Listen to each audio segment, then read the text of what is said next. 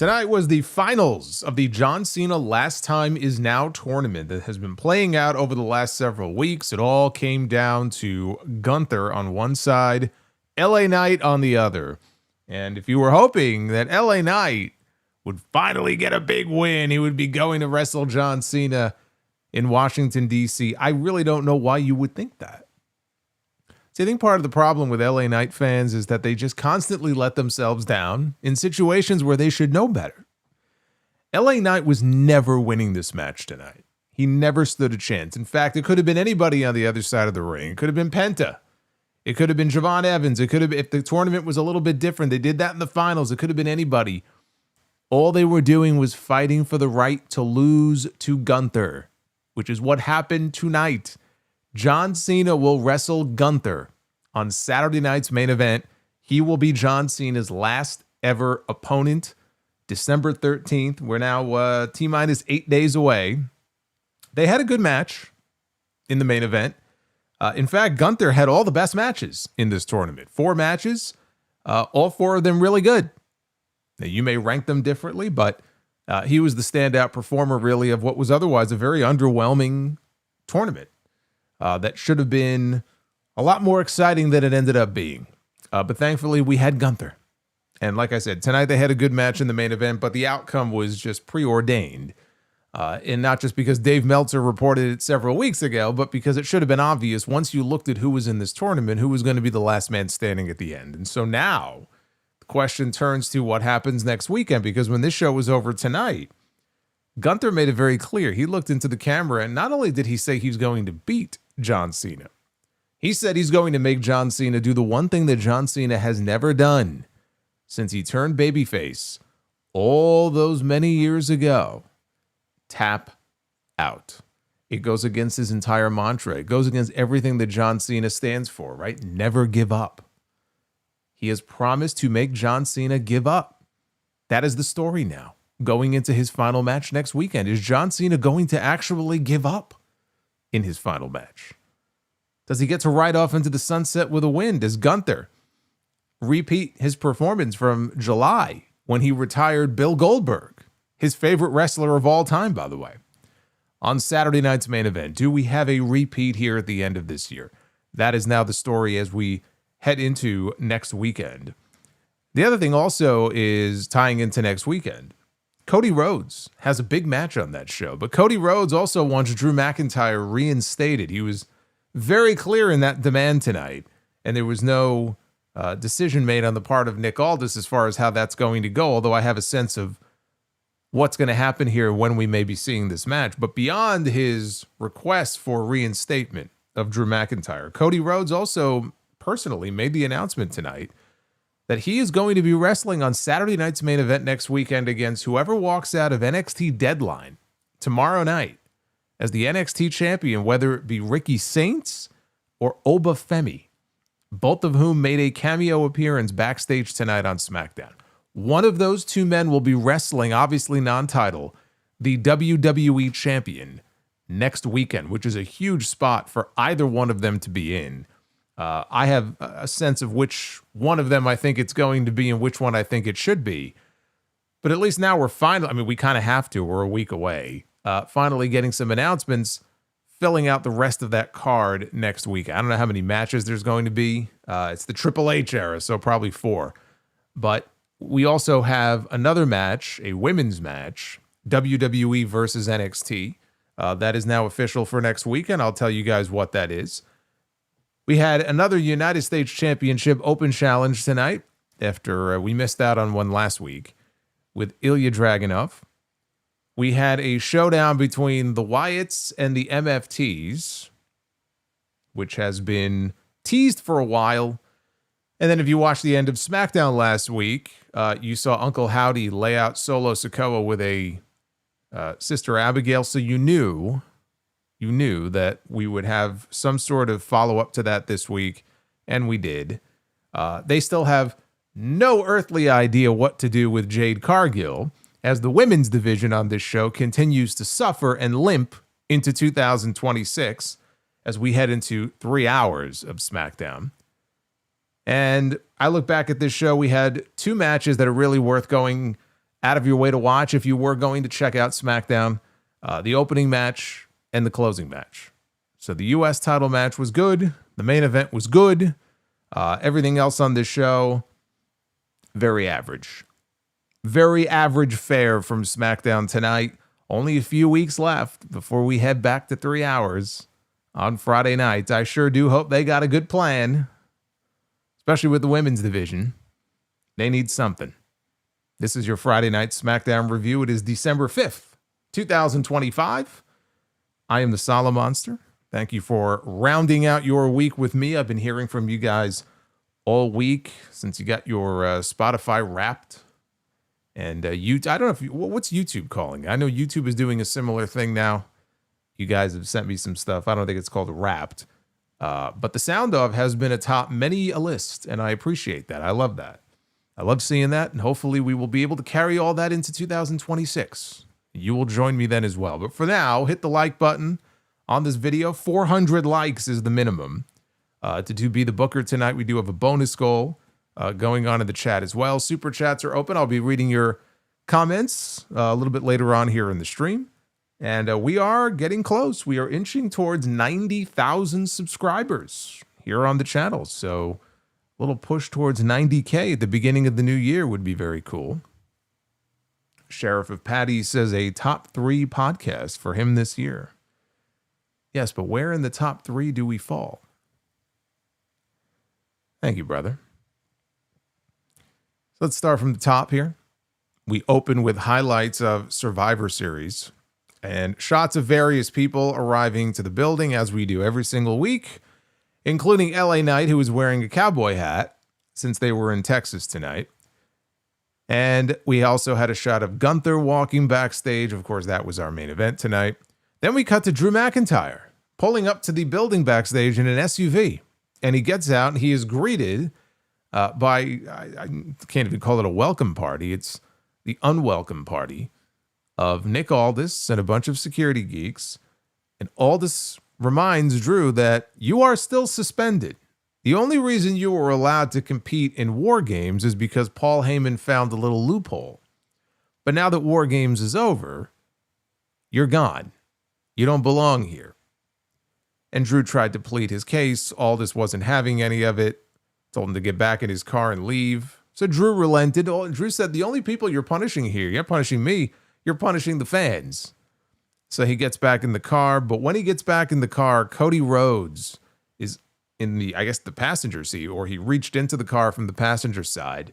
And he begins to attack McIntyre. He starts gouging at his eye.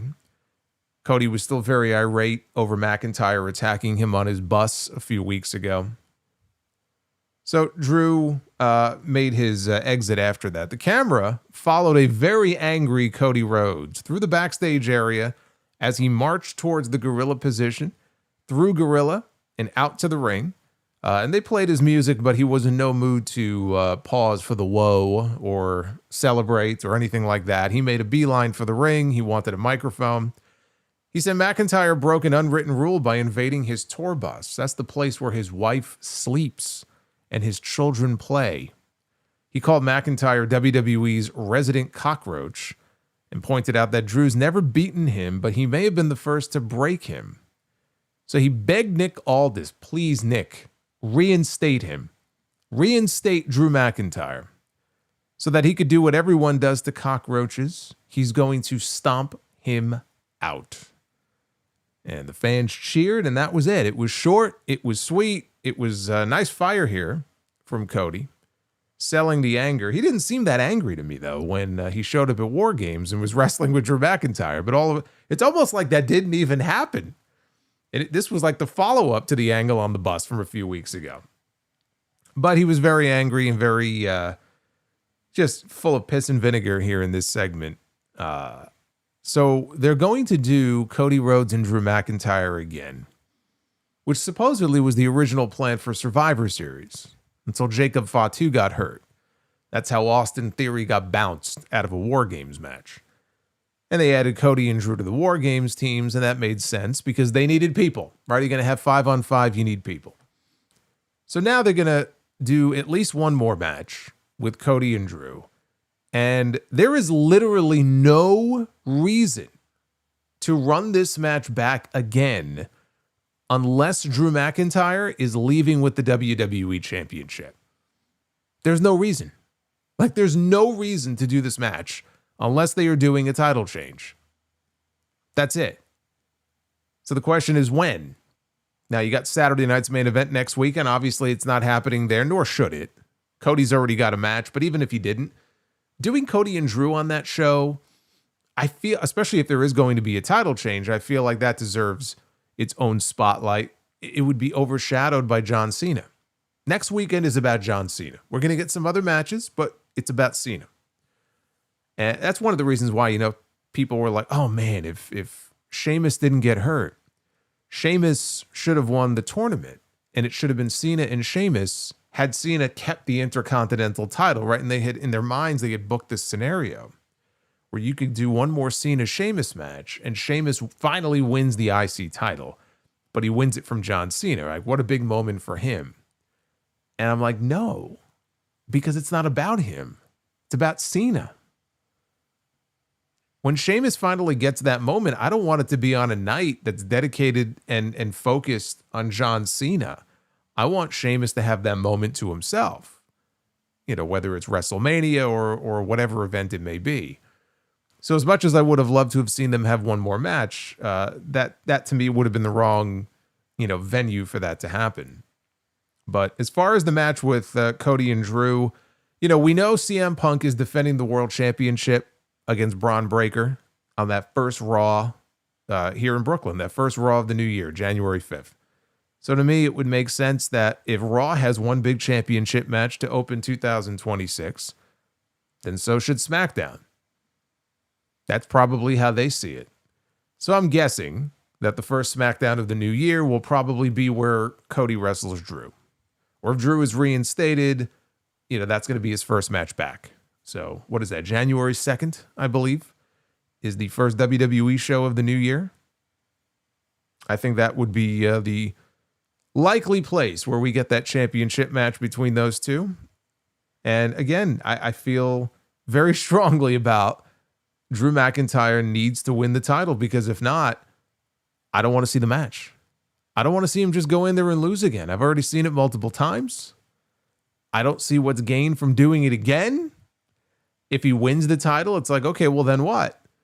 Sure, he's probably not going to have it for very long. I don't even care at this point. He just needs to win it.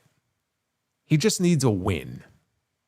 Right? He was part of the winning team in War Games, but I mean, come on. There's 4 other guys on the team. But again, in my mind, there's literally no reason to do the match unless they are planning on doing a title change. Plain and simple. That's it. New WWE champion, Drew McIntyre. And then you could get the belt back on Cody in time for him to do whatever it is that he's going to do at WrestleMania. I don't even care what it is. Tommaso Ciampa, Johnny Gargano, and Candice LeRae were backstage talking among themselves. Ciampa is still gunning for Ilja Dragunov in the U.S. title. When Carmelo Hayes walked right past them, but he stopped in his tracks because he overheard them talking about this, and he said that he had next for the U.S. title. And just based on the look on Ciampa's face, you knew that probably was not going to end very well for Carmelo Hayes. We got yet another video promo from Damian Priest. I feel like that's all we've been getting from him, is just a bunch of video promos. How many of these have we seen back and forth with him and Aleister Black? Not a lot of action recently. But he said that if Black got to bring his family in the form of Zelina Vega in, then it's only fair that Priest brings his family in. And so who walks in but Rhea Ripley, face mask and all? She walks in from the shadows, cuts a little promo here, talks about the Terror Twins facing off with Black and Vega on the show next week, and that is official. It will be Rhea Ripley and Damian Priest taking on Aleister Black and Zelina Vega in a mixed tag team match next week on the show. How do I view this? I view this as Damian Priest has gone so cold since coming to SmackDown that they have resorted to bringing in Rhea Ripley, who's always super over wherever she is, to help warm him back up. When Priest initially left the Judgment Day, they were doing a lot of this Terror Twin stuff. He and Rhea were together a lot on TV, and they were super over.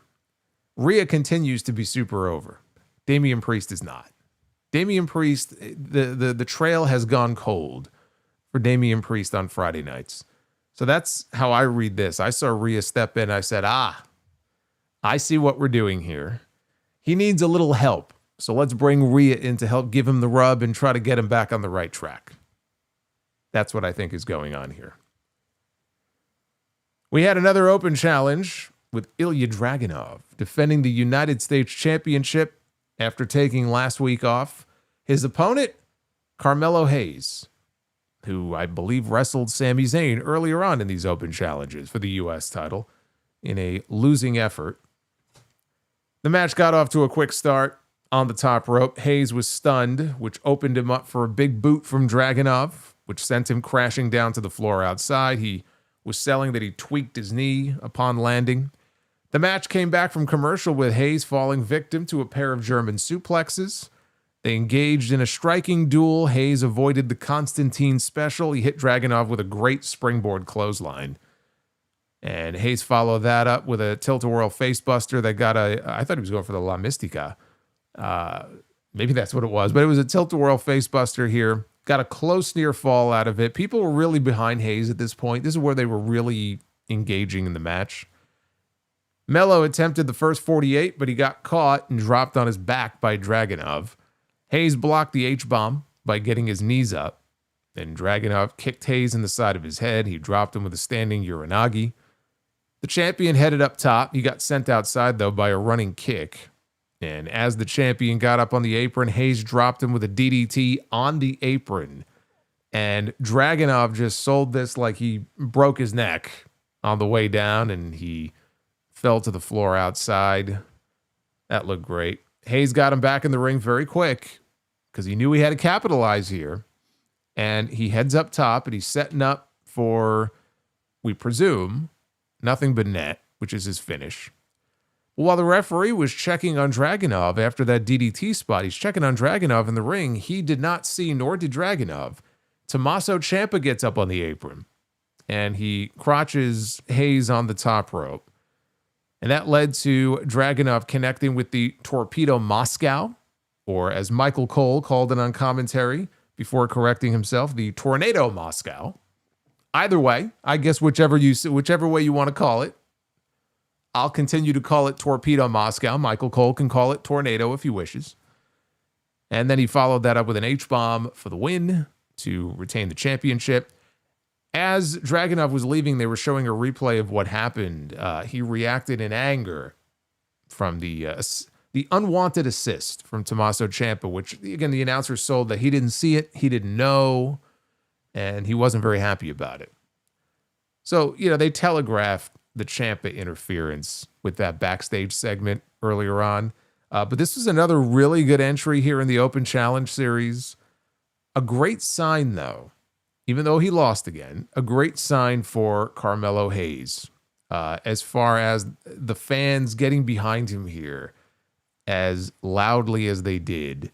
Hopefully it's a sign that the crowds are really consistently coming around on him as a babyface, and that he may yet win the championship one of these days. I don't know that this Open Challenge is going to end with him winning the title, but whether it's the Open Challenge and Dragunov or it's somebody else, the destination should ultimately be to get that title on him, unless they're going to call up someone from NXT. I mean, I had floated previously the idea of like an Obafemi getting the call up and then having just like a dominant run as the United States champion. Failing something like that, Carmelo Hayes really could use a solid run with that top mid-card title on that show, and hopefully, he'll be able to get something like that. But the thing that I also realize here, I'm watching this, and I realize it's been many weeks.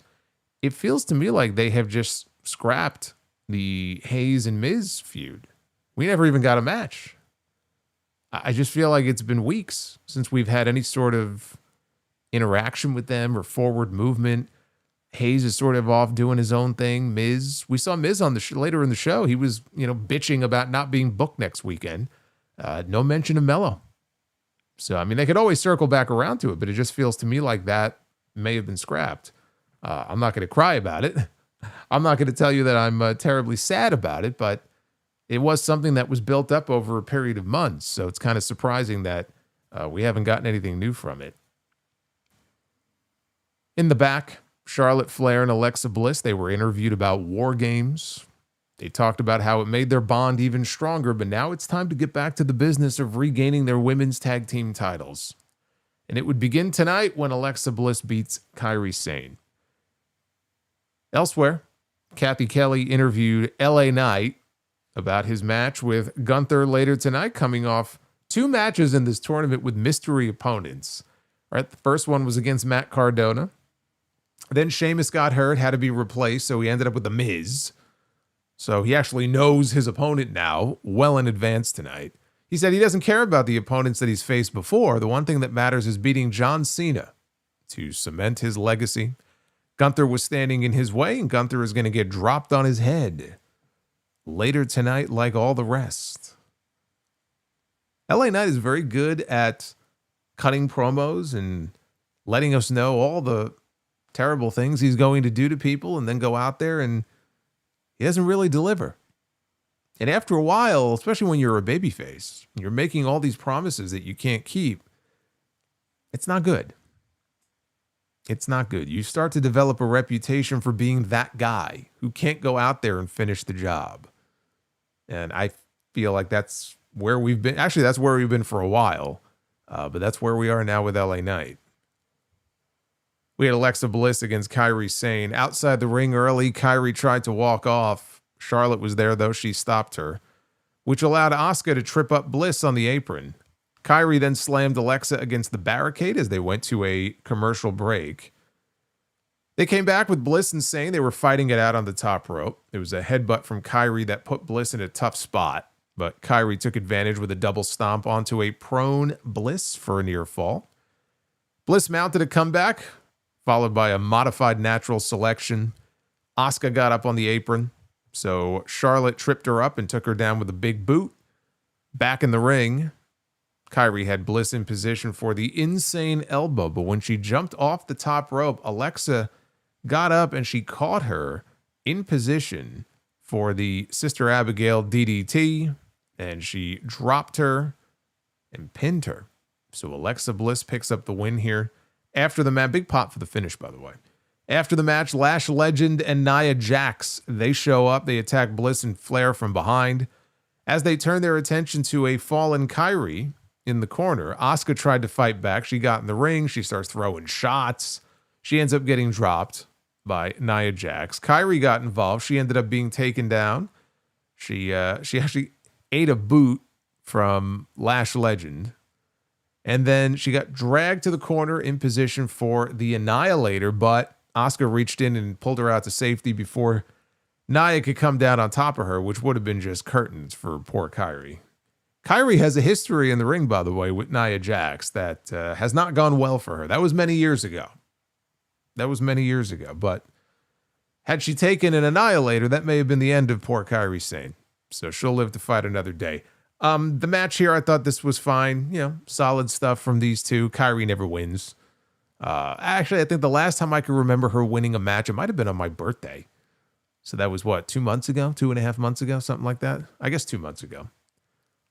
But it just felt like Alexa was going to win, right? They're the challengers. It's a way to build up the challengers as they prepare to challenge for the titles again soon. The way Raw ended on Monday night, you know, I talked about this in my Raw review, the post-show. It put an emphasis on this women's tag team division in a way that they really have not done in a very long time. And you saw all of these different teams, and that's not even all of them that we saw. Because you could come up with one or two from SmackDown. You can come up with a couple from NXT, because those titles can be defended across all three brands. So all of a sudden, you know, we're in a position where we have all of these different teams. We actually have a real division here.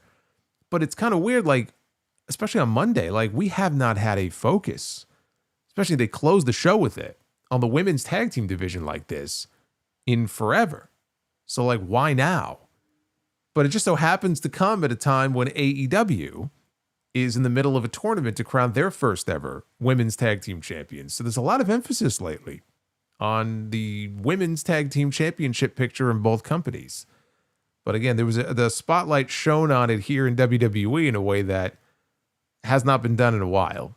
And so here, they didn't close the show with this, but this is just continuing on, you know, the issues between all of these teams. I don't know if that means we're going to get a triple threat match.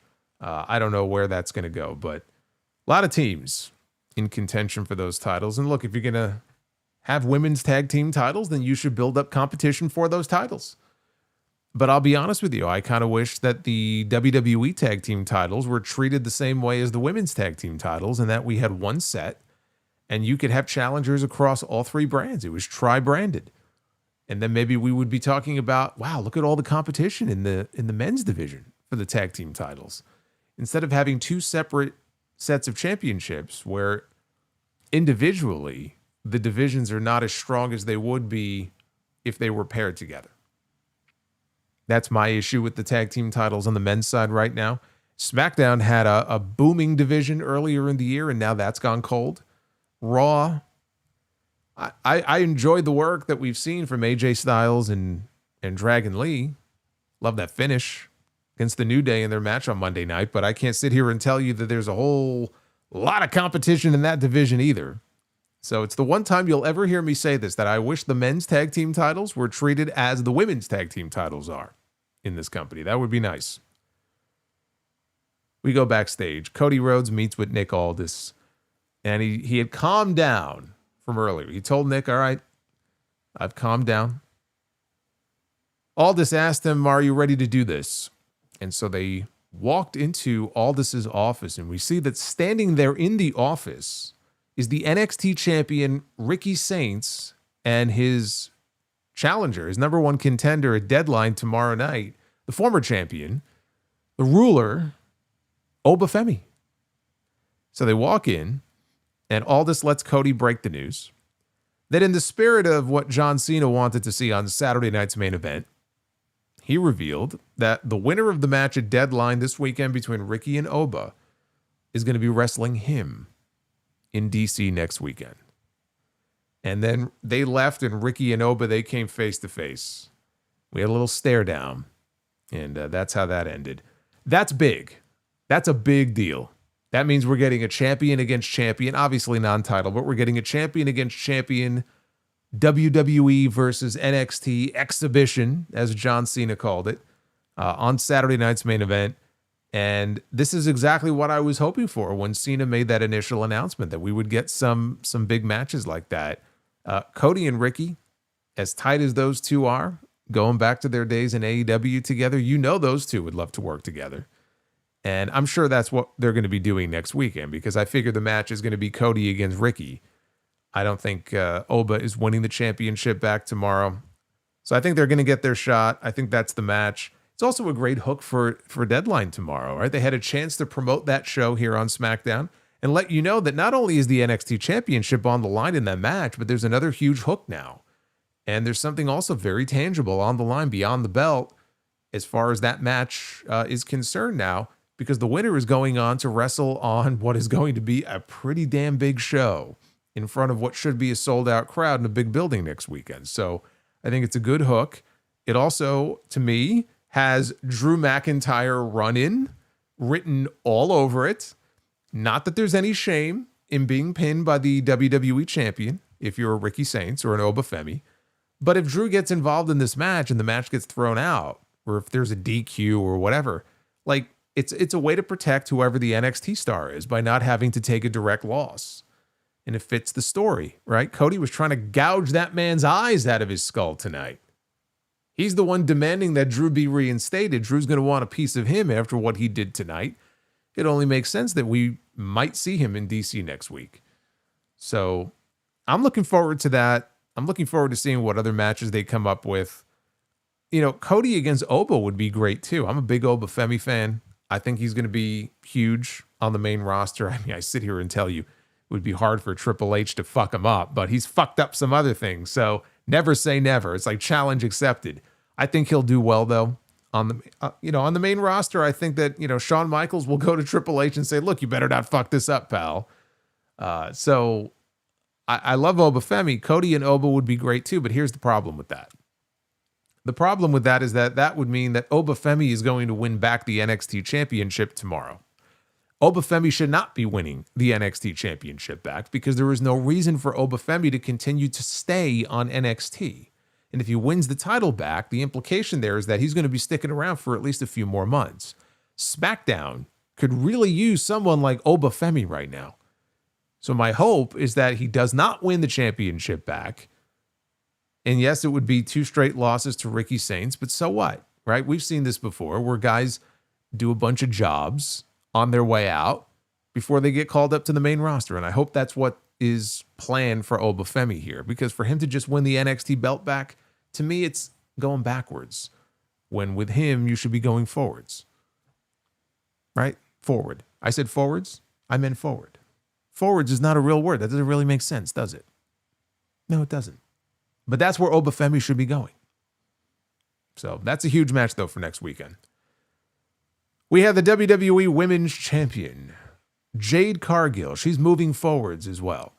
Against Alba Fyre, who had Chelsea Green in her corner, the Women's United States Champion, the AAA Mixed Tag Team Champion. She had her belts with her.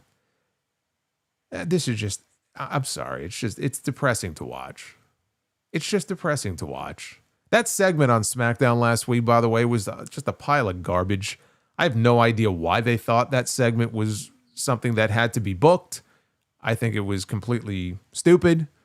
So now we have Jade against Alba, non-title here. Green got on the apron at the beginning of the match. That gave Alba an opening to hit Jade with a drop kick. Outside the ring, Kiana James shows up and got Chelsea's attention. Julia was standing behind her, the former Women's United States champion, if you forgot who this woman is. And so she attacked Chelsea. Nobody cared. There was barely any reaction to any of this. She was fighting and brawling with Chelsea up the aisleway again. Nobody really cared. Back in the ring, Jade caught the distracted Alba with a pump kick and then hit Jaded and won the match in about 90 seconds. These segments are somehow getting worse. I don't know how that's possible. This sucked. This is a complete and utter waste of time if this is the best they could come up with for these women. That includes Chelsea, by the way. Chelsea and Julia and Jade. Everybody involved here. I hated this. This was a short match, more of an angle probably than a match, but it was a short match that does nothing productive for any of the women involved.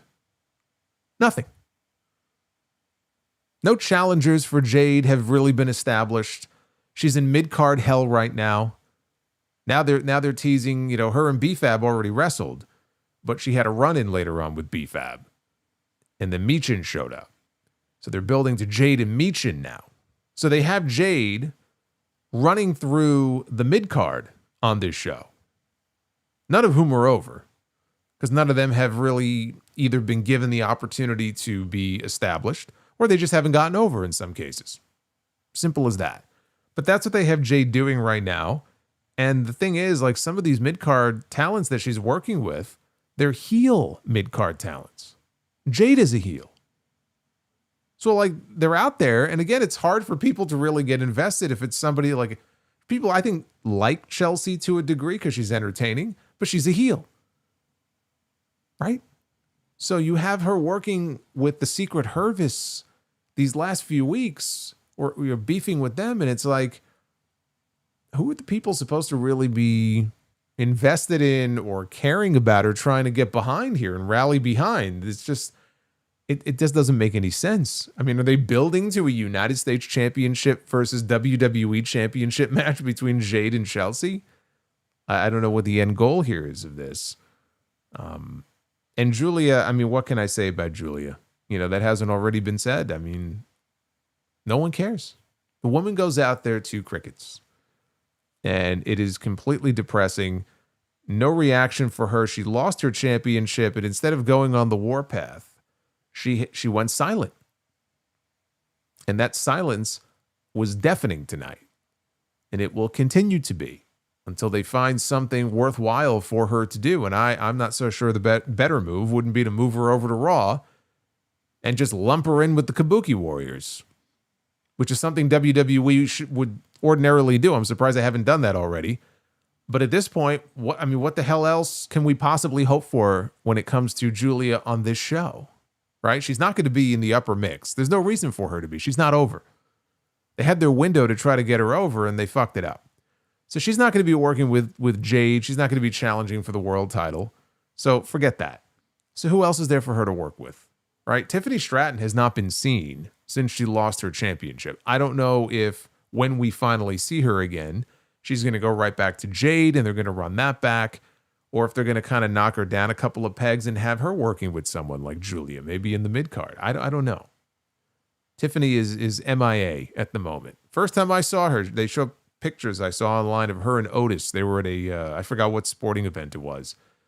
She was hanging out with Otis. I'm like, oh, there's Tiffany. I forgot all about her. This women's division, though, is just, it's like a lost vessel at sea. And I don't really see there being any change until they make some moves to either get some new people or, we get Bianca back. Bianca just said that she's in the process of getting her finger fixed, which would be nice. I mean, she's been out since April. Boy, could they use her right about now. But again, when Charlotte and Alexa lost the tag team titles, I was like, okay, this makes sense to me because Jade needs credible women to work with. You've got that in Alexa Bliss and Charlotte Flair. Instead, Charlotte and Alexa, they're just trying to get back their tag team titles. They're just going right back to that. And I can't believe I'm actually saying this, but the women's tag team division is actually strong enough on its own without Charlotte and Alexa going back after the belts. You can pull them from that.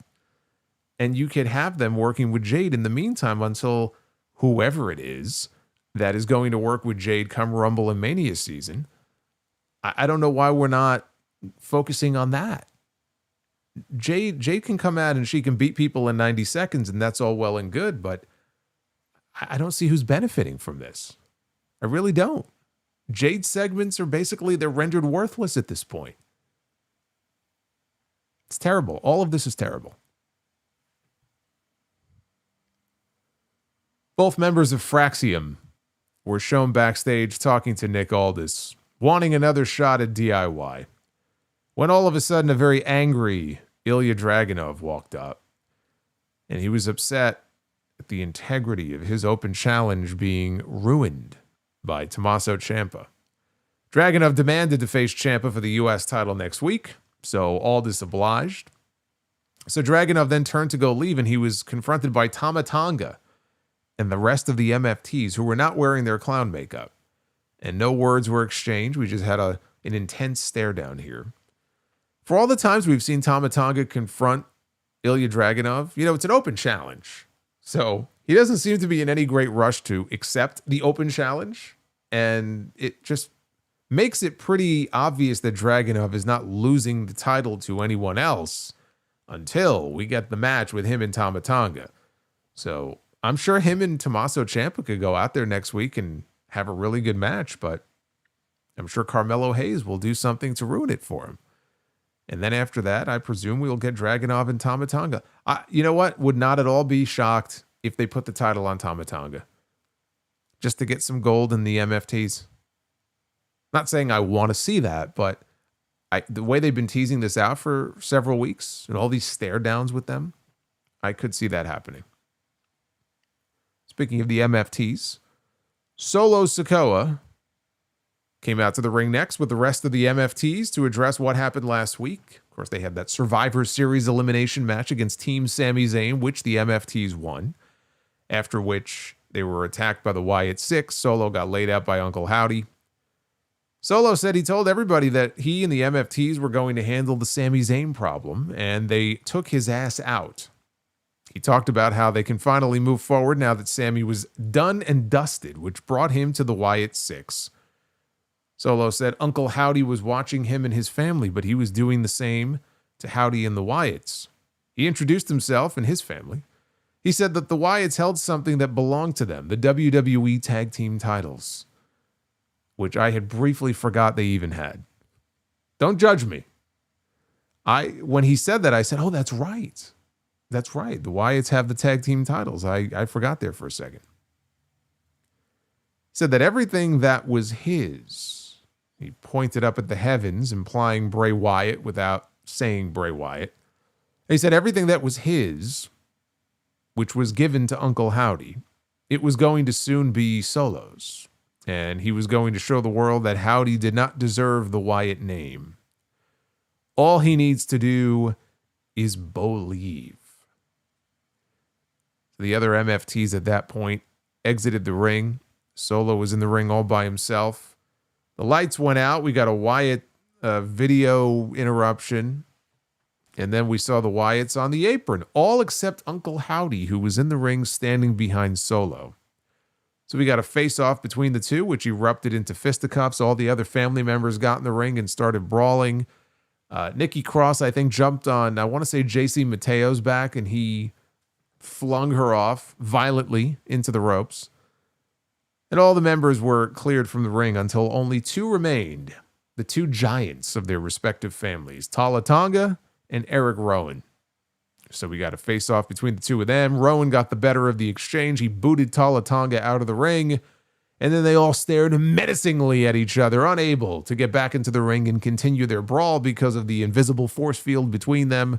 And that is how the segment came to an end. Well, look, what can I say? It's no Wyatt family Shield feud, but as a mid-card feud here between these two factions, it's fine. It's fine. And you know what? It's fine because it keeps them, especially the MFTs, away from the main event scene. Right? They are where they belong. They are where they should be right now on the card. And so they need another group to feud with. What other group really is there on SmackDown for them to work with, if not the Wyatts? So it's only natural that you would put those two, teams up against each other. And then you have Solo invoking the name of Bray Wyatt, trying to add a personal layer to this. Look, none of this is interesting to me. I'm sorry. It's fine as a mid-card feud. It does nothing for me personally. If it does for you, great. I'm happy for you. But for me, this is not doing anything. It's not inspiring me to get excited. I can't say that I'm excited to see the eventual battle between these two groups. Solo and Uncle Howdy, it could be a styles clash match-wise. I don't really know how that's going to go. We'll all find out together. I'm not overly excited to see it, but this is what we're getting. Backstage, The Miz was bitching to Nick Aldis about not being booked for Saturday night's main event, even though, as he pointed out, I once beat John Cena at WrestleMania. And Aldis says, yes, we're well aware of this. You've mentioned it many times before. But he said not just anybody can get booked on that show, which is when Bayley walked in. Just love how all these Raw talents are just randomly showing up on SmackDown. And actually, not only are they showing up on SmackDown, but the way Bayley literally said, like, Nick got her booked. It was something like that. Like, Aldis was the one who, like, got her booked on that show. And I was like, oh, interesting. I thought she was on Raw, but okay. And then I think they mentioned Adam Pearce after that, but there she is. She's on SmackDown, and she walks in, and Aldis informs her that she will have a match on Saturday night's main event. And perfect timing. Your opponent just walked in. And in walks Sol Ruca from NXT. And Bayley greeted her very warmly, and then she warned her that Raw and SmackDown's a very different beast than NXT, and that she would be watching Sol's match at Deadline tomorrow. Sol Ruca is one of, I believe, 5 women in the Women's Iron Survivor Challenge tomorrow. So Bayley will be watching. And so will Asuka. Asuka is always watching. Misfit Wrestling Podcast with a $15 super chat. Thank you. Thank you for that Asuka scream. We are 6 out of 10 on the goal. Thank you, brother. Elsewhere, Kathy Kelly interviewed Gunther about his match in the main event tonight with LA Knight. He said that he was going to beat LA Knight and then John Cena at Saturday night's main event. Gunther talked about how this tournament was a foregone conclusion, as he told Cena to watch and pay attention, not just to him beating Knight, but how he beats LA Knight in this match. And that's when I knew. When he made that comment, that's when I knew he was not pinning him in the main event. We got a video promo earlier in the night from Damian Priest, so now it was time for Aleister Black to respond. And he said something is very broken in Damian Priest. He's seen Priest stand by people who won't stand by him. Black might be everyone's enemy, but he's the only one who will be honest about everything. They left Priest a perfect monster, but here's Rhea to tempt him back to the false past that he had. Zelina is also here in this segment. She talks about the Terror Twins will only lead to Damian being lonely and sad all over again.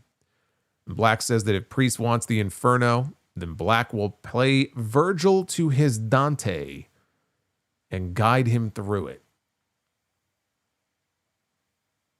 Okay, then. Main event time. It was the finals. Here we go. Of the John Cena Last Time Is Now tournament.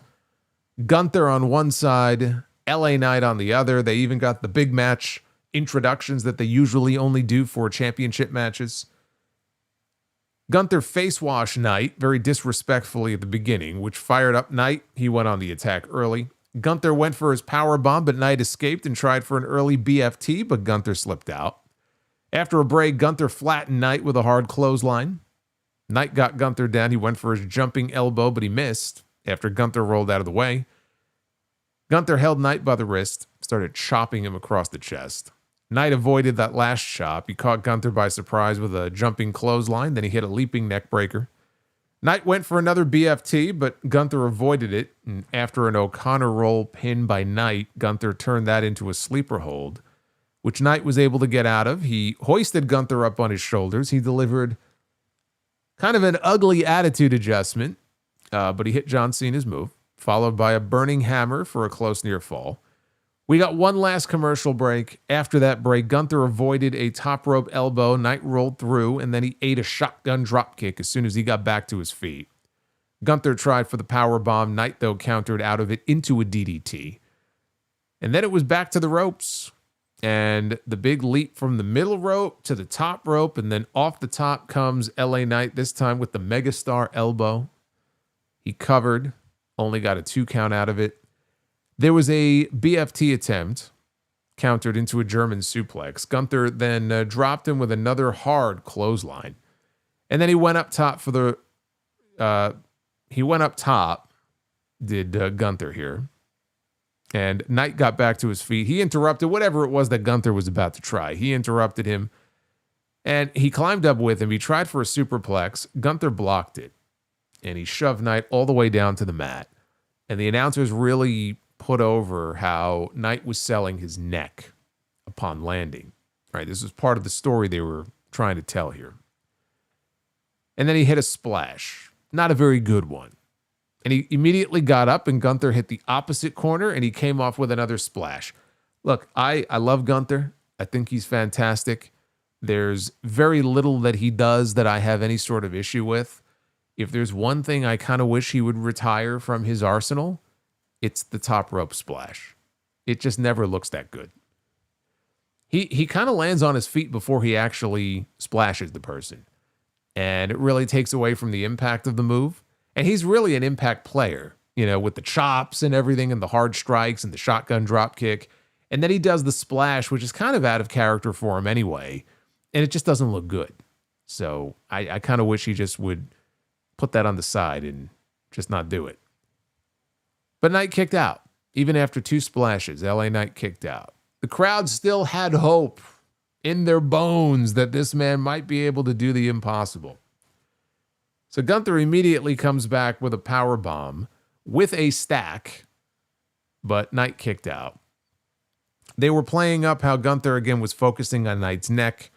Gunther was stalking him in the corner. He was waiting. He was getting ready, and Knight gets back to his feet. Here comes Gunther. He's going to put the sleeper on, but Knight reaches back. He grabs him, and he drops him with a BFT, not a BFD.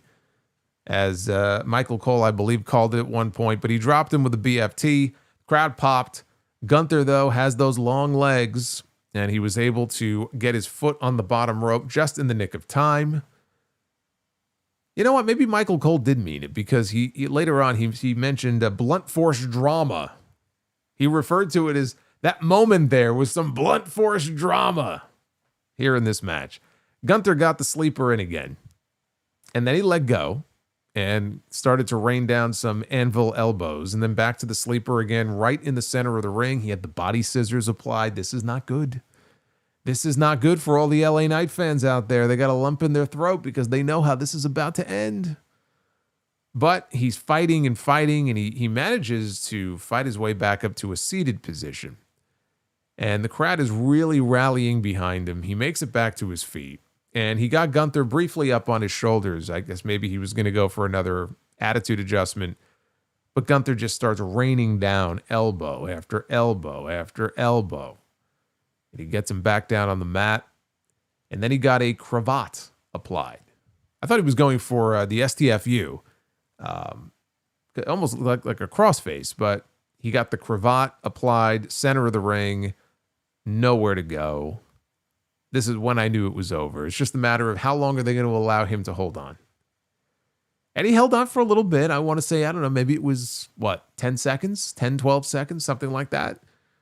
But with no place to go, LA Knight had no choice but to tap out. He wasn't even pinned. They had him tap out in the middle of the... And look, there's no shame in tapping out to Gunther. Just remember, Gunther tapped out to Jey Uso at WrestleMania. Not only did he tap out to Jey Uso, he tapped out... I think he tapped out to Jey Uso in his own move in like 2 seconds. Which makes it even worse, by the way, that he didn't even try to fight. He was just like very quickly tapping out. If Gunther could tap out to Jey Uso, there's no shame in LA Knight tapping out to Gunther. I'm just going to say that. But he did tap out, and Gunther wins the Last Time Is Now tournament. Gunther will be moving on to challenge John Cena in John Cena's final match on Saturday night's main event. Gunther looked dead in the camera. After it was over, he yelled for John. Said, I hope you're paying attention. Next Saturday, you finally and definitely will give up. You're gonna tap out. And that's how they went off the air. Gunther had all of the best matches in this otherwise very underwhelming tournament here. I actually might rank this the last place out of the 4 matches. It's all very subjective. Maybe you like this match the most. I probably would have this at number 4 out of 4, but by no means does that mean it was a bad match. It was a good match. I enjoyed all the matches that Gunther had in this tournament. None of them were, blowaway or anything, but they ranged from good to very good. He really was the highlight. He was the MVP of this tournament. Knight never stood a chance. I know all the LA Knight fans. I feel your frustration. I shared in your frustration for a good portion of the year. Until I just sort of resolve myself to the fact that, okay, this is where they see him at. And there's really no reason to believe that anything is going to change for him in the short term. I wish I could tell you that I see this leading to a different direction for him or a turn or something. Not that I would necessarily turn him. He's still very popular, but if turning him heel meant that he would get a bigger push and be in a better spot on the show, then I would say turn him heel. Because Knight works, honestly, he works better as a heel even. As good of a babyface as he can be, really, like the LA Knight character, if you go back and watch him at NXT, he's a heel. He's a born heel. So I wouldn't necessarily have an issue with that. I don't get the sense that Triple H is really his biggest fan. I think that's putting it very mildly. He sees him, put it this way, he relies on him in certain spots as he did most of the summer. He got a lot of main events on Raw where he was wrestling the Vision, right? Or wrestling alongside Jey Uso. We saw so many different permutations of that.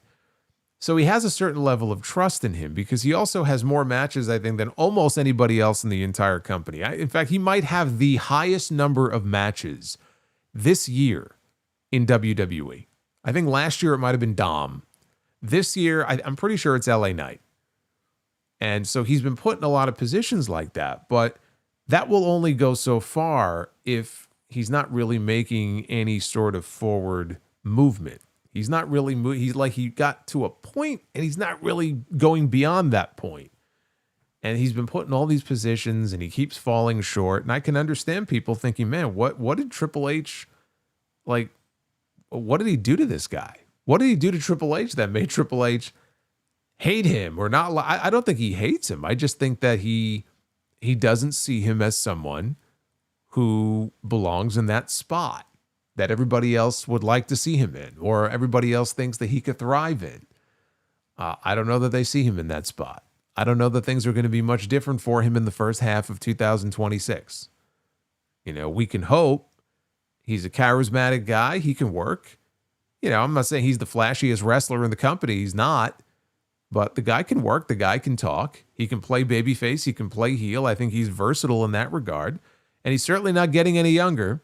But you can't say that, well, his age is the reason why they can't do this or they can't do that. I could see, they say age is but a number, right? His work certainly doesn't reflect that he's an old man who can't go. The age argument, you kind of lose that argument when you look at the average age, I feel like, of those top stars in WWE. He's really not too far outside that range.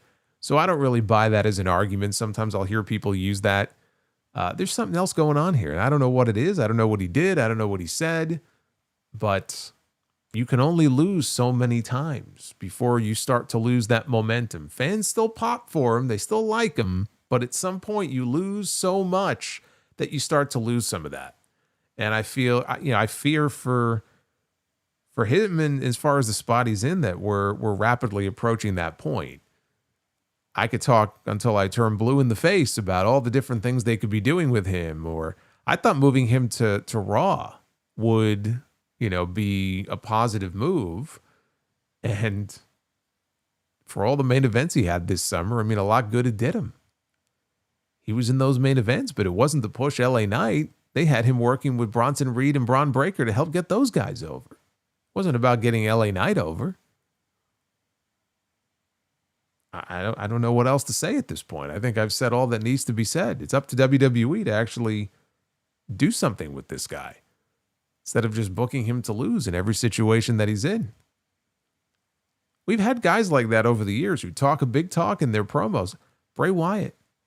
Bray Wyatt was one of those people, and I used to point it out all the time. Bray Wyatt would cut these spooky promos and talk about, like in riddles, about all these things he was going to do to John Cena and to Roman Reigns and to The Undertaker and Kane and all these different people. And more often than not, what would happen, he would go out there and he would be a fucking loser. I'll never forget that video. Somebody put like a compilation video together. And I remember sharing it on social media. And it was exactly what I just said. It was clips of Bray Wyatt promos interspersed with the final moments of him losing all of these matches and being dumped out of the Royal Rumble. It had to be in 2015. Being just casually dumped out of the Royal Rumble, I think by Kane and Big Show or something. Time after time after time. It's like, at some point, you kind of get boxed into a certain spot and it's hard to break out of that. It's like, oh, okay, I see. This is his role on the show. Talk's a big talk, but talk is cheap and he can't really, follow up on it. That's LA Knight in WWE right now. I'm sorry to say, but that's just where he is. But cheer up, LA Knight fans. It'll be a new year soon, right? There's always hope. New year, new me. That's the attitude that LA Knight has to have. New year, new me. Knight fits better on SmackDown, says Bill Nation. Dude, he was on SmackDown. And I was begging for them to move him to Raw to get him away from the MFTs because that's all he was doing. And then they finally did, and then it was like him and the Vision. But he was essentially in the same spot that he was in on Fridays. I'm not sure where to put him now. Maybe put him back in NXT for a little bit. I don't know. But look, enough about LA Knight, right? LA Knight is not the one being pushed here. Gunther is.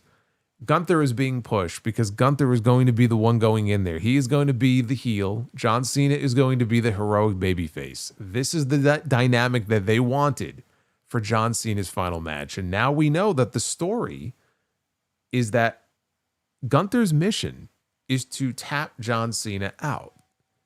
And it would be a shocking finish to the match if they followed through on that and they actually had John Cena not even pass out like in the sleeper or in the cravat, but actually submit, actually tap out to Gunther. I would be stunned. It would be huge for Gunther. He could go around for the rest of his career being, I'm the man who made John Cena tap out, right? For him, it would be huge. The question is, does he really need it?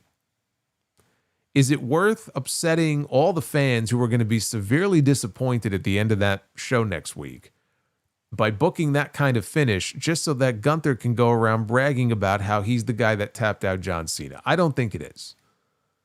I think that there have been a lot of missteps on this retirement tour. And I feel like in this case, the right thing to do, honestly, would be to book to give people the happy ending that they would like to see.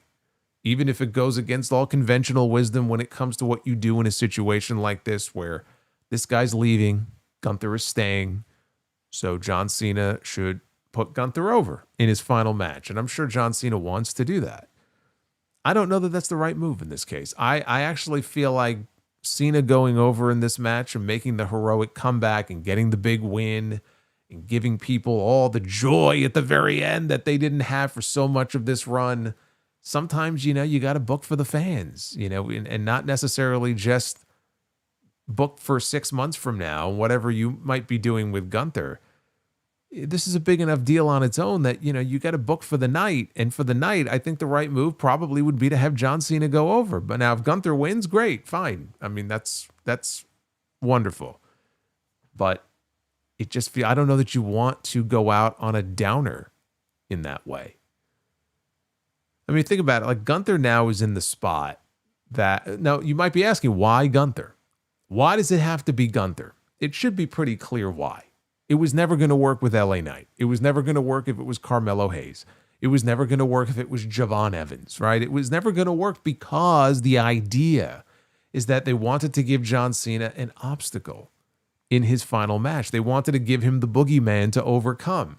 And I thought there was a chance they were going to go with Lesnar and Cena again after what happened at WrestlePalooza. They were going to build up to that and have him like slay the beast. And thankfully they didn't do that. But this is basically the same concept where Cena is going into this as the underdog. And Gunther is going to be the big monster heel opponent, and John Cena is going to have to overcome him if he wants to win. That story doesn't work with Sheamus or LA Knight or Carmelo Hayes or Penta or anybody else that was in this tournament. So if that's the story they wanted to tell, it had to be Gunther. It really couldn't be anybody else. So the stage is set. Now we wait and see what they're planning on doing, but I don't know. Cena tapping out, I think, even though they're teasing that he might do it, I would be stunned. It would definitely be a shocking moment. It would go down in history, but I would be stunned if they actually did that in that match. I think that would be the wrong move. It would feel wrong to me in the way that it felt wrong for the Undertaker streak to end at WrestleMania. If you had John Cena go in there and do the one thing that he always promised people he would never do. Right? It would just feel wrong to me. What did you think of SmackDown here for December 5th? 67% thumbs up and about 33% thumbs down for tonight's show. And that is the current voting poll on X at Solomonster. Is where you can go ahead and vote. Yeah, Gunther has heat. He's already decorated. That's all true. I mean, look, if Gunther wins, it is a huge win for him. It's a huge feather in his cap. And I could see where if the idea is that Gunther is going to wrestle Brock Lesnar, and now we're just sort of fantasy booking what the WrestleMania card might look like.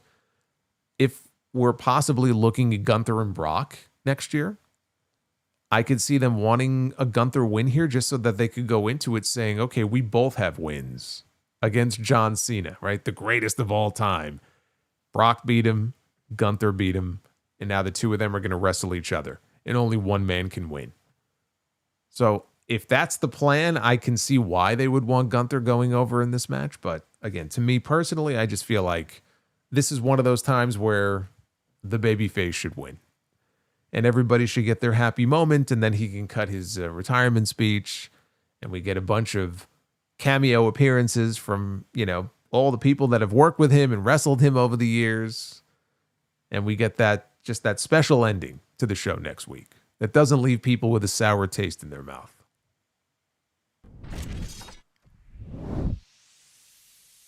Never give up. That's right. Never give up. It's been his motto for 15 years now? 20 years.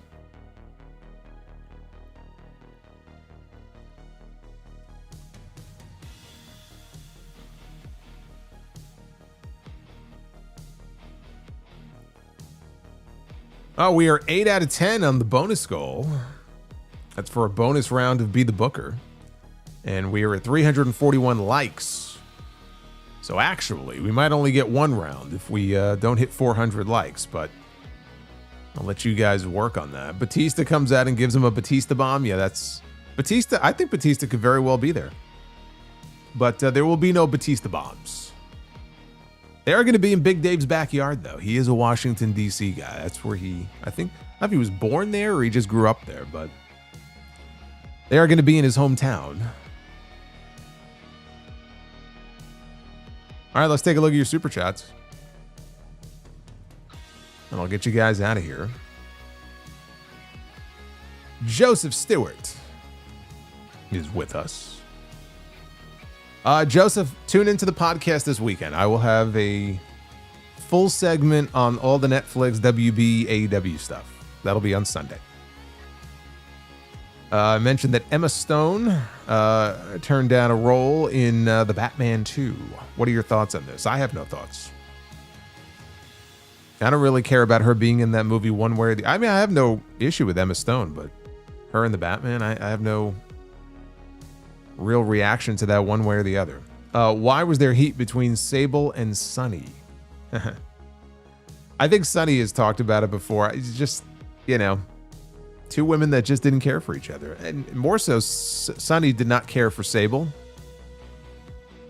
Yeah, it's just I feel like two alpha female personalities that just have nothing in common.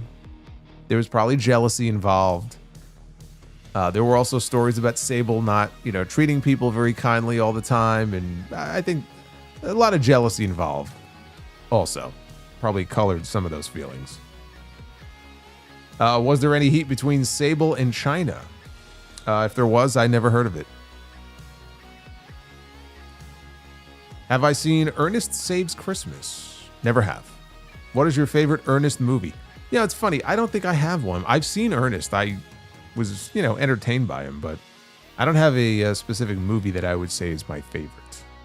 I'm a fan of the Rudolph the Red-Nosed Reindeer movie. Yes. Which one is your favorite Christmas story of all time? Rudolph the Red-Nosed Reindeer or A Christmas Carol? Rudolph the Red-Nosed Reindeer, of those two. What are your top 10 favorite Christmas songs of all time? I don't have 10. I could probably give you 5, though, here in the holiday spirit. I will tell you that my favorite Christmas song, this may not be on many of your lists, but my favorite Christmas song is Christmas Eve Sarajevo by Trans-Siberian Orchestra. It's the one Christmas song that I can listen to all year round. And it gets me all pumped up. It's an epic song. I love it. So that's my number one, but of course, you got to have a holly jolly Christmas. Rocking around the Christmas tree, Rudolph the Red-Nosed Reindeer, and of course, Feliz Navidad. That's your top 5 right there. Have I seen Miracle on 34th Street? Yeah, on TNT multiple times when I'm flipping channels. That's as close as I've come to actually seeing the movie. Who is my favorite actor that played Santa Claus? Tim Allen.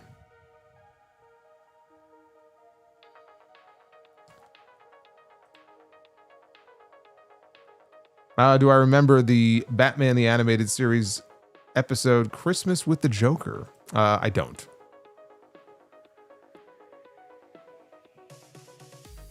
Christmas in Hollis is another good one, yes.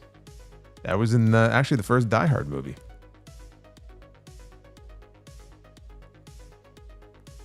Happy birthday to Marissa Tomei and Jeff Bridges. Their birthday was yesterday. Okay. Yeah, happy birthday to Marissa Tomei. I think she's almost 60. She still looks amazing. Grandma got run over by a reindeer. Rest in peace, Kairi Hiroyuki Tagawa. I liked his performance as Shang Tsung in Mortal Kombat, his performance in Showdown in Little Tokyo, and many more. Yeah, he's one of those actors. I saw that item earlier. If you would have told me his name, I would not know who he is. But when I saw his face, I said, I know who that is. And I didn't see how he passed away or what he passed away from, but I was sorry to hear that.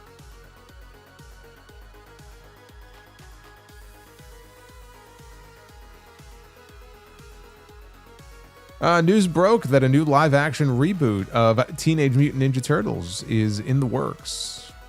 Is that true? I didn't see that. What are your thoughts on John Cena Sr. saying that Gunther should not be his son's final opponent? I think that he's entitled to that opinion, but then when I saw his list of all the people that he would have chosen in place of Gunther, I said, well, it's a good thing that John Cena Sr. is not booking this retirement tour either. He had fucking Kurt Angle on that list, who could barely move. I say barely move, I mean in the ring. Like, Kurt Angle has no business being in the ring anymore, and Kurt Angle will be the first person to tell you that. He's got Kurt Angle on the list, JBL. I'm like, yeah, it's a good thing as Mr. Cena is not booking this. Who is your favorite Disney character of all time? Mickey, Minnie, Goofy, Pluto, or Donald Duck? Gotta go with Mickey, man. You gotta go with the mouse. It's gotta be the mouse. I read somewhere that WWE wants to make Dominic Mysterio and Liv Morgan the Mickey and Minnie Mouse of WWE. Yeah, I don't think that was reported anywhere. I think you would like to see them as the Mickey and Minnie Mouse of WWE. I don't see the comparison, so. I like Dom and Liv, though. They make a good combo. Holiday 197. I'm posting this before the show. It's highly likely that Gunther will win. But it'd be nice to see a swerve and have LA Knight sneak out a win. He needs the rub more. Gunther could enact revenge after Saturday night's main event, leading to a short-term feud. Well, I got some bad news for you, Holiday. WWE didn't see it quite the same way that you did. Base Bear says, no yeet. It's just me, oops. That should be Jimmy's catchphrase. Flamethrower Fluff Salisbury. Everyone mentioned Punk's Halloween 3 gear at Survivor Series, but no one mentioned that Nia was dressed up as a killer clown from outer space that night. Yeah, I had no idea. Until you just told me that, I never would have known. If that is true, I never would have known. But I thought it was very cool, though, Punk's gear. Halloween 3, man. One of the best. Holiday says, I have a feeling someone in production has it out for LA. Someone in production has it out for LA Knight? Not only is he losing matches, but they have him giving up and tapping out, even with a neck injury angle. New nail in the coffin. Well, that wouldn't be someone in production. But we're going to say like the cameraman like zoomed in on some giant booger in his nose or something. That'll be next. That'll be what they do on TV next week. Would Sid have come back to WWE if not for the leg? Says Lakers Pats. No, I think Sid, as like a full-time performer, I think Sid's run was over. I don't think there would have been any interest in Vince bringing him back at that point. Randall the Sandal Vandal just woke up from a coma that happened in late 2007.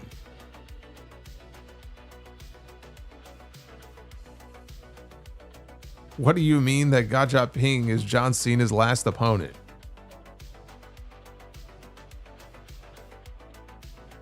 I really wish I could get that reference. But I don't. But I love you, Randall. Thank you. We got Double D 2025 with a pair of $4.99s. I hate WWE. I hate it when does Gunther need this shot? Triple H is the worst. Nobody can say this was a good choice. Someone's been hitting the fireball tonight, it looks like. Someone was very unhappy about Gunther winning that main event, and he's been hitting the sauce here. Make sure you drink water in between rounds. Believe me, you'll thank me for that when you wake up tomorrow morning. Speedy. Was that sweater originally a flag of Estonia? I don't think so. You like it? We got UND 1234. Triple H bad booking is jealousy. He sabotages talents who are over with the crowd like Drew and LA as they make him feel insecure because Triple H failed as a babyface. Wow, there's some real like psychological analysis going on here. So it's like a deep-rooted insecurity that Triple H has. Triple H always did strike me as probably being insecure and definitely having a professional jealousy of The Rock. So I mean, I can't rule it out, but I'm not gonna make a scientific diagnosis here. The Sheltered Kid, what wrestlers would never get over if they were wrestling in this era of WWE? A lot of them. Apparently, I mean, according to UND, they would be getting over so well, Triple H would just sabotage them because he would be jealous of their push. But I always said, like, whether it's this era or when Vince was still around, like, so many of those guys, like Dusty. Do you think Dusty showing up at the Performance Center looking the way he did would have even gotten a shot? I mean, he was super charismatic, but there's no way. There's just no way. And you could probably find other guys that would fit that criteria too. Even maybe a Flair. The white hair and everything, like, there's no way. Cosmetically, I think they just would have been shunned.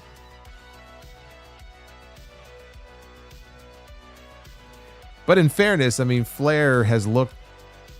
When Flair was actually probably in his 40s, 50-ish, he looked 40-ish or 50-ish when he was 30-ish. So, Arn Anderson, like, he probably came out of the womb looking like that. Bald head, glasses, facial hair. Some guys have always looked old.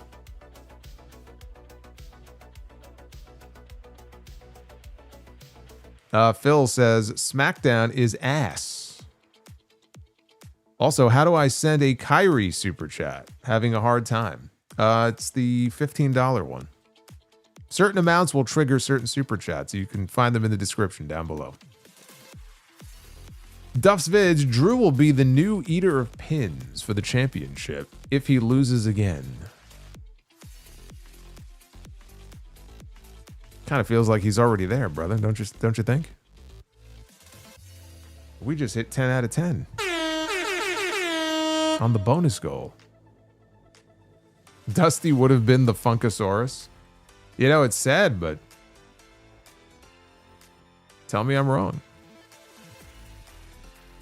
VQ, howdy there, Solo. Buy, rent, sell, pawn.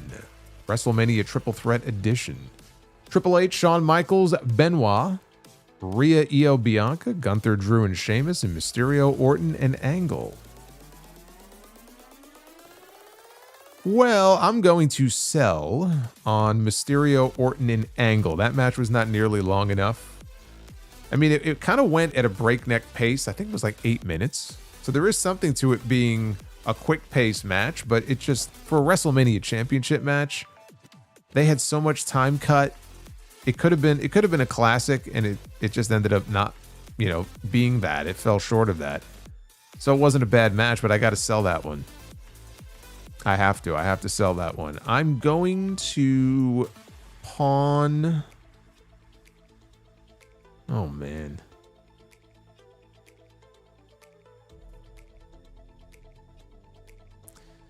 People are going to think I'm crazy. I'm going to pawn Triple H, Shawn Michaels, and Benoit. It's a good match, but I never loved that match the way other people loved it.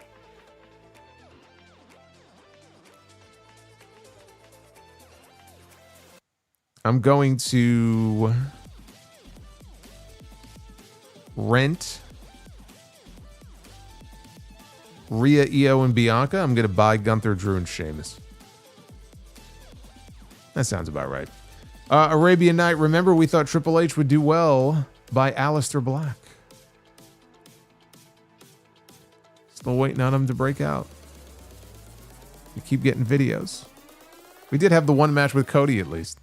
Holiday 197, I predict Bianca will win the Women's Royal Rumble, being the catalyst to her feud with Jade. Also predicting and hoping that Sami Zayn wins the Men's Rumble and faces Drew for the championship at WrestleMania.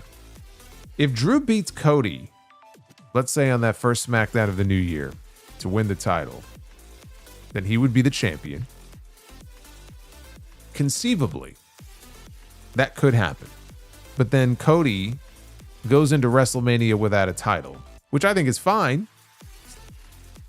Nothing wrong with that. You can still do a big Cody match even if the belt isn't on the line, but it deprives us of either Cody and Punk or Cody and Orton, which they've stalled for so long on, that to not have a championship involved there would feel very flat, when most of the teases for it had Orton eyeballing Cody's belt, and now he doesn't have one. Not that the feud can't work without the championship, but I feel like the championship is the entire reason for it. I don't know. I mean, the stuff with Sami has just gone stone cold. So a few months ago, I would have said, sure, he would be one of my favorites to win the Rumble in Saudi. And now it's hard to imagine that. It's hard to imagine him winning the Royal Rumble right now.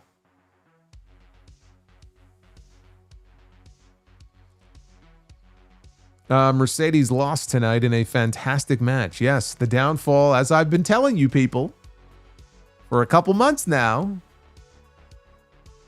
the downfall has begun. She lost her first of those 13 belts. More to come.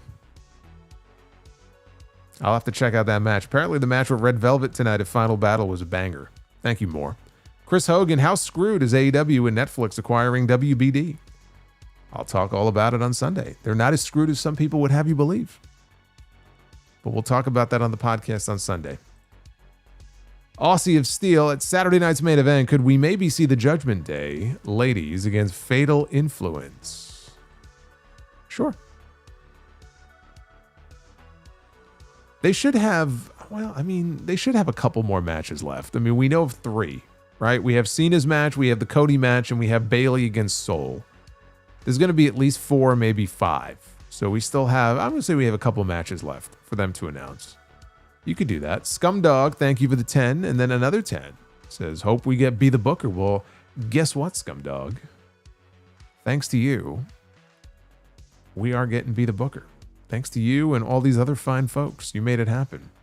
Prince Vegeta with a $9.99. Just a reminder to everyone that Keith Lee got a dominant pinfall win in less than 7 minutes over Randy Orton on pay-per-view. A result that meant nothing. Just a random fact. LOL, the COVID era. Happy Friday. Yeah, an era that I try to not think about. But it's true. Bearcat Lee has a win over Randy Orton. And he had that great Rumble moment with Brock Lesnar in 2020. He had a fist bump with Roman Reigns at Survivor Series. Right? What was that, 2019?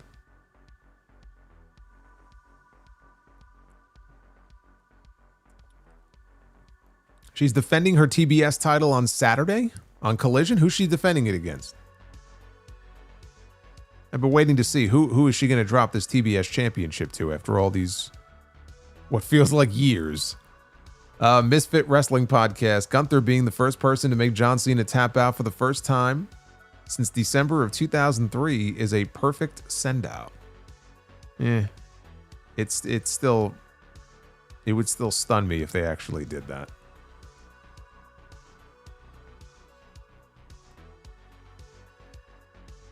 GMB, funnier segments, Angle Austin or Sammy Bloodline? Angle Austin. Sammy Bloodline was great. It was very entertaining. But Angle Austin just... I can't vote against that. Little cowboy hat. Or remember that backstage meeting? Vince was meeting with Team WWF heading into the Invasion pay-per-view. And Angle was part of it. It was more so Undertaker and Austin. Undertaker kept repeating everything Vince was saying. Undertaker was giving him the side eye. But I think Kurt was there, Jericho was there, Kane was there. There were so many great moments. It's like the only good thing to come out of that whole invasion storyline. Boots, 2025 YouTube recap. All that matters is number one, baby. Look at that. Solomonster sounds off. There it is. Look at this. It's a hell of a top 5. But look who's in the number 1 spot. I love it. Thank you, Boots.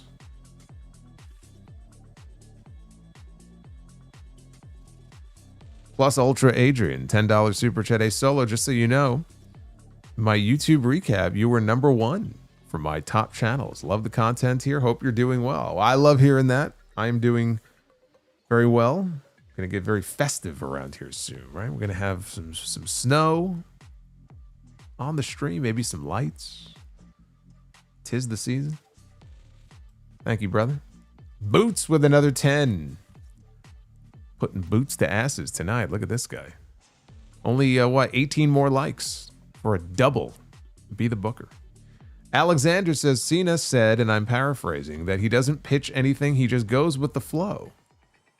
Yeah, I've been telling you this for months. Someone needs to tell him it's okay to complain. You know, I did hear some of the comments that he made. I did not see any of the Joe Rogan interview that he did today, but I did see the stuff from the Bill Simmons podcast. And I'll talk about some of the stuff that he said on Sunday. He made one comment that I just find to be completely asinine. And we'll talk about that on the pod. I'll have something to say about that. Devin from New Jersey says, buy or sell Aaron Paul or Logan Paul? Aaron Paul. I bumped into Aaron Paul. Got a picture with him at a Halloween party many years ago. Still have the photo, too. JDFVA says, nice shirt. Thank you, brother. I appreciate that. It's cold today in New York. Bone-chilling cold today. Got down to like 22. Devin, thank you again. He says, also, just when you think food can't make phone calls, boom, onion rings. I'm out. Wow, look at Devin. Devin with the jokes.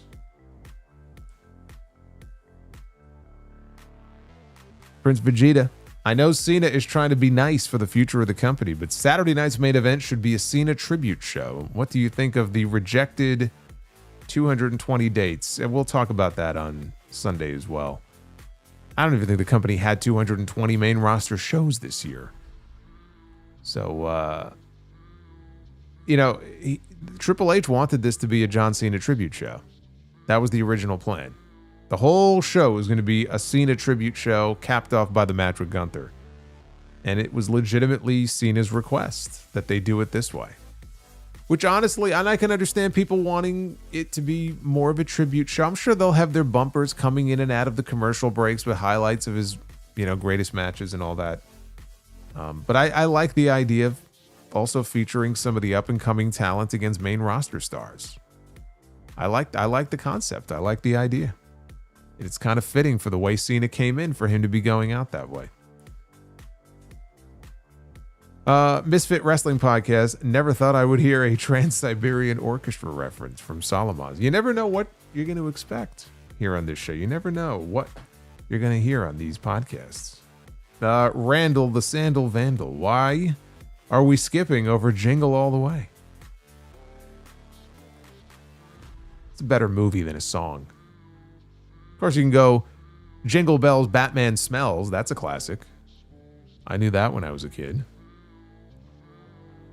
Misfit says we'll get Half-Life 3 before LA Knight wins a world title in WWE. Dude, we're going to get GTA 6 before LA Knight wins a world title in WWE.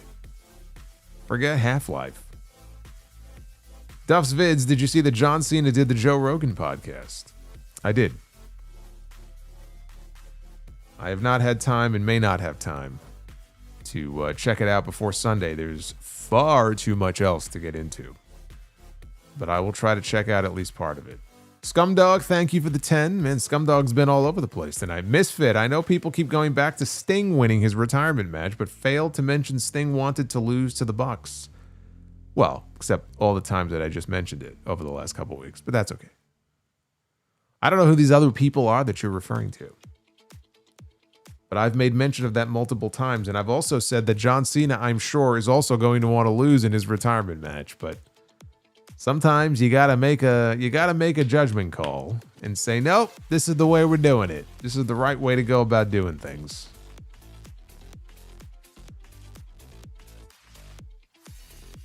Randall says, with Saturday night's main event being in DC, I'm half expecting the American males coming out and doing the YMCA to close the show. I'm fairly confident that will not happen. I smoke a lot of weed. Gunther beats Cena, wins the Rumble, and beats Cody at WrestleMania. No. Gunther beats Cena, very possible. The rest, no. Jamie Dorsch, which of the 3 Steve Austin WWF title wins on Raw was the best one? That's right, he did have 3 of them on Raw, didn't he? He had the one in 98 after King of the Ring, he had the one in 99 after King of the Ring, and he had the one in 2001 from Kurt Angle in October, right? To me, the best one is the first one. That one, to me, was the most fun. I mean, I was sad that Kane only had 24 hours with the belt, but man, I will never forget the way that building erupted when Austin got that 3 count. That whole summer of 98, you had to be there. You had to live through it. It was electric. Went to my first Raw in person that year. Went to another one in October. That was the night the Big Boss Man came back. That was the night that he had Corvette poured into Mr. McMahon's Porsche. Or as Jim Ross said, he's pouring cement into that Porsche. I was in the building that night for that. That was at the Nassau Coliseum. So yeah, the third one I would put last. The second one in the middle, but the first one was the best. And Duff's Vids, what do you call a wreath made out of $100 bills?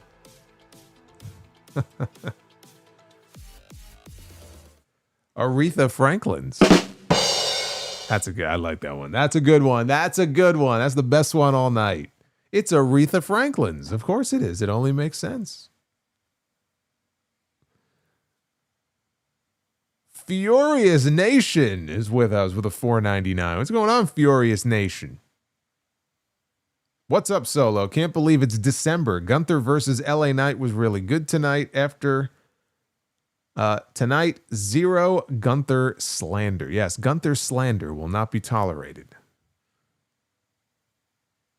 Even if I do think that there should be very serious consideration given to John Cena winning his final match. You will never hear Gunther slander around here. Also, 2025 hasn't been Triple H's year, but in 2022, he saved Gunther and LA Knight from getting released. No doubt about it. Dude, he got LA Knight's name back. He'd still be fucking Max Dupree. Actually, he wouldn't even have a job anymore, but he would have been Max Dupree until the day they released him. Scumdog with 7 months of membership. Have you ever watched Blazing Saddles? Yes, I have. Great movie. Zachary, thank you for that comment. I appreciate that. And I just noticed that we have unlocked, if you can believe it, we have unlocked. The key has opened the door to double Be the Booker. You get not 1, you get 2. You guys did it. You achieved the impossible. Duff's Vids, why can't blind people eat anything from the ocean? 'Cause it's seafood. Oh boy. On that note, ladies and gentlemen, let's move on. It is now time to be the seafood. Booker.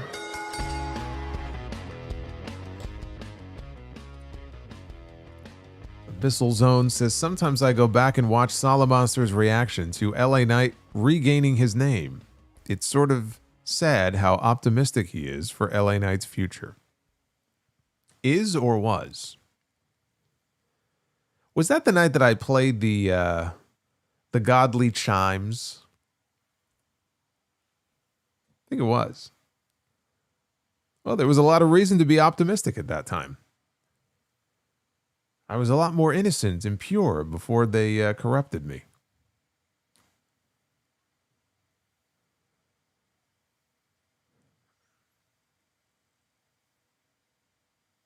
Hey, Near is with us. Hey, Solo, long time. Hope you're well. I'm doing well. I hope you're doing well. I had to do a double take because, again, everyone's got the @ handles now. YouTube has made this stupid change where people lost their names, and I just see the @ handles. All right, here we go. 2 rounds. We're going to start with round number 1. Triple H promised an epic Raw last Monday, which was not epic, but maybe we could do an epic card tonight. How about that? How about we end the week with an epic card? How about we don't? We'll try in the next round because we begin with the best friends, Trent Beretta and Chuck Taylor. Fine wrestlers, but epic is not a word I would use here. Best friends against MXM. Or Mansois and Massé.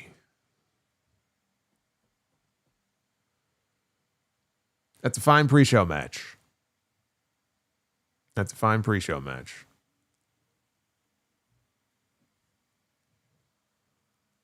On the leg. Well, that died fast.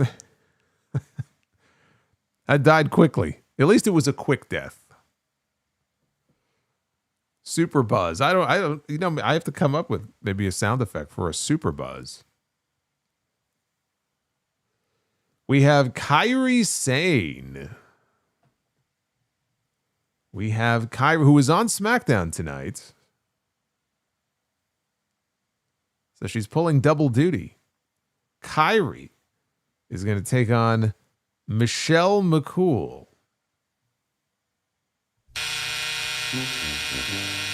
Everyone's favorite podcast co-host, Michelle McCool. Man, this is going horribly tonight.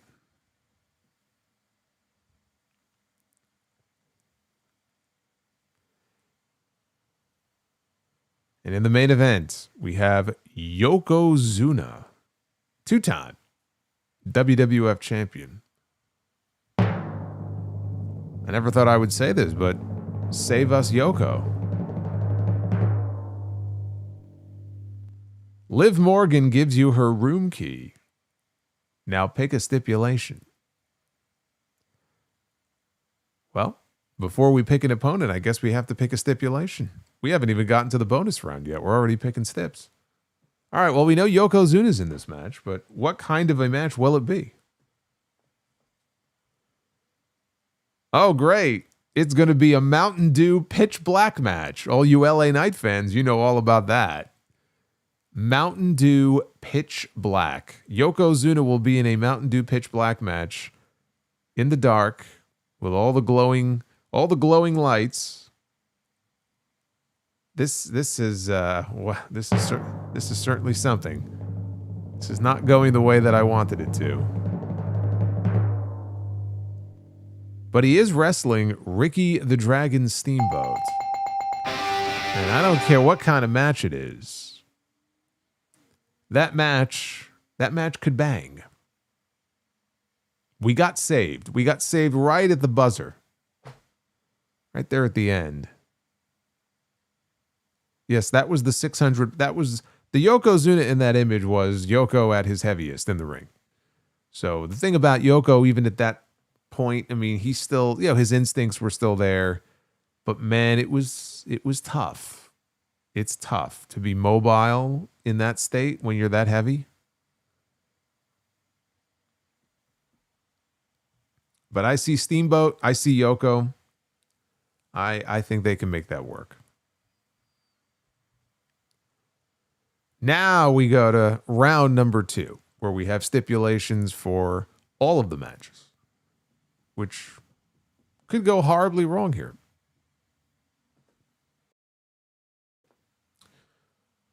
All right, we have case in point, we have a Molotov cocktail match. This is getting very dangerous. You thought Blood and Guts a few weeks ago was something. We have a Molotov cocktail match. A Molotov cocktail tag team match. I wouldn't want to be sitting in those first 5 rows with the Molotov cocktails flying around. Randy Orton forces Adam Pearce to add a stipulation to your match. Oh, we have to reset the stip. We have to pick a new stipulation. We lost the Molotov cocktail. Do you believe this? The fans' lives have been spared. All right, now it's a fight pit match. Has there ever been a tag team fight pit match? I don't believe so. Well, we're about to get one. Tag team fight pit. Here we go. We have Jungle Boy and Luchasaurus Jurassic Express.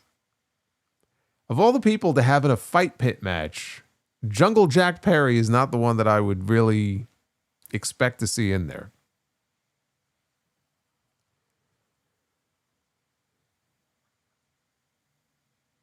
Jurassic Express against the Usos in a fight pit match. Wow.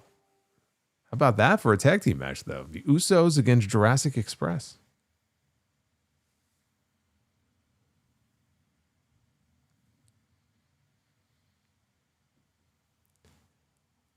For our women's match, it's going to be First Blood. Nick Khan says, I don't think so. Tony Khan says, oh yeah, I think so. First Blood, so we know the match will be happening in AEW. This will not be a WWE match, but let's see who's in it. The women will bleed. Sensational Sherry Martel, who I don't think would have any issue bleeding in the match. I think Sherry would welcome it. Sherry was a tough cookie. I think Sherry would have done well in that women's Blood and Guts match. Holy shit. Sensational Sherry and Bull Nakano in a First Blood match. That's the best match we booked so far. Sherry and Bull. First Blood. It's fucking great.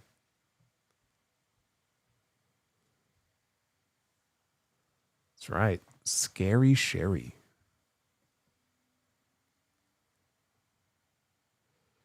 And our main event, it's going to be Mimosa Mayhem. A Mimosa Mayhem match. Somebody is going into the pool full of mimosa. This is our main event. Has to be All Japan Bull Nakano? Absolutely. All Japan Bull Nakano. That women's match is going to end up being the best match that I booked between these 2 rounds. Oh, I take that back. The first entrant into Mimosa Mayhem. Ladies and gentlemen, he scored 4 touchdowns in 1 game for Poke High. Al Boom Boom Bundy. It's been a while since we've seen Al Bundy and be the booker, but he's back. The man, the myth, the legend.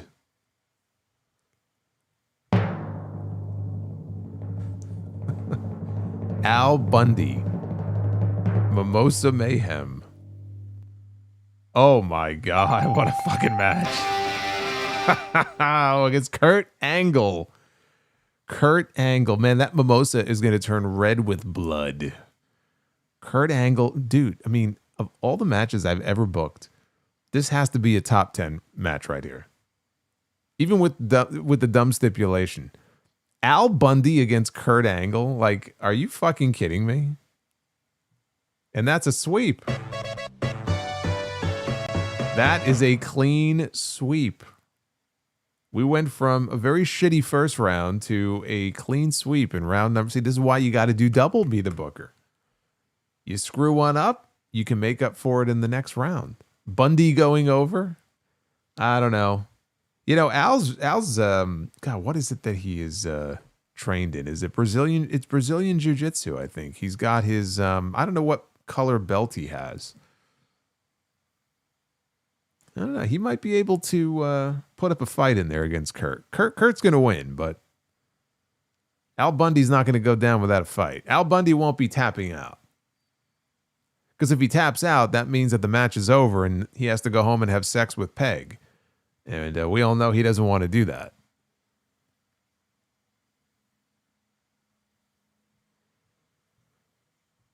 There you go. A very interesting double round of Be the Booker. We started with a Molotov cocktail match, yes, but the stipulation got wiped clean. So we actually never booked it. Death Jitsu. Kurt Angle did not score 4 touchdowns. It's the battle between the man who scored 4 touchdowns in one game and the man who won a gold medal with a broken freaking neck. I mean, pick your poison. Which one do you like more? He's a Brazilian Jiu-Jitsu black belt. Wow. Yep. Ed O'Neill is a BJJ black belt. No problem. I'll make the sacrifice with Peg. Yeah, that was always the funniest thing. It's like he doesn't want to have sex with his wife, but like you look at his wife and you're like, what? Why not? Because it's his wife. If you know, you know.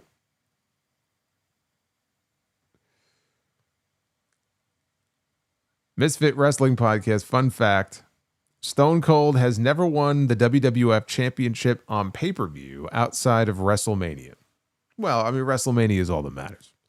He won it at WrestleMania 15. That's what counts. And Gold Matthew.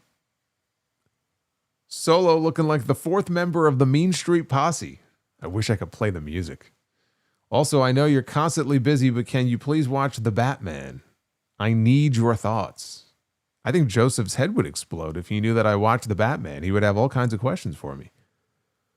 Yeah, I'm going to get around to it at some point. It's just, it's 3 hours long, and it's hard for me to focus my attention on that in one sitting. So I know I have to get to it, though. I'll definitely get to it before The Batman 2 comes out.